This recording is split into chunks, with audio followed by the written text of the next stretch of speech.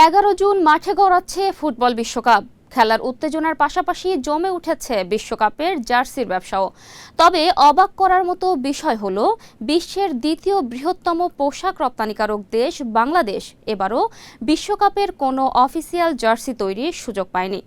অথচ ভারত, পাকিস্তান ও কম্বোডিয়ার মতো দেশগুলো বিশ্বকাপের অফিসিয়াল জার্সি উৎপাদনের কাজ পেয়েছে।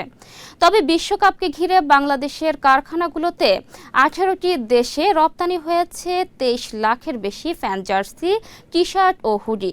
এতে আয় হয়েছে প্রায় 45 কোটি টাকা। শুধু যুক্তরাষ্ট্র, কানাডা বা যুক্তরাজ্য নয়, ইউরোপ ও মধ্যপ্রাচ্যের বিভিন্ন দেশেও পৌঁছেছে বাংলাদেশের তৈরি এই ফ্যান জার্সি। শিল্প সংশ্লিষ্টরা বলছেন, বিশ্বকাপের অফিসিয়াল জার্সিতে ব্যবহার করা হয় বিশেষ প্রযুক্তির কাপড়। এসব জার্সি ঘাম শোষণ করে এবং খেলোয়াড়দের স্বস্তি দেয়। বাংলাদেশে এখনও সেই প্রযুক্তি নির্ভর উৎপাদন সীমিত থাকায় বড় ব্র্যান্ডগুলোর অর্ডার পাওয়া কঠিন হচ্ছে। তবে দেশে ধীরে ধীরে কৃত্রিম তন্তু ও স্পোর্টস ওয়্যারের উৎপাদন বাড়ছে। ফলে ভবিষ্যতে বিশ্বকাপের মূল জার্সি তৈরির দৌড়ে বাংলাদেশও যুক্ত হতে পারে বলে মনে করছেন উদ্যোক্তারা।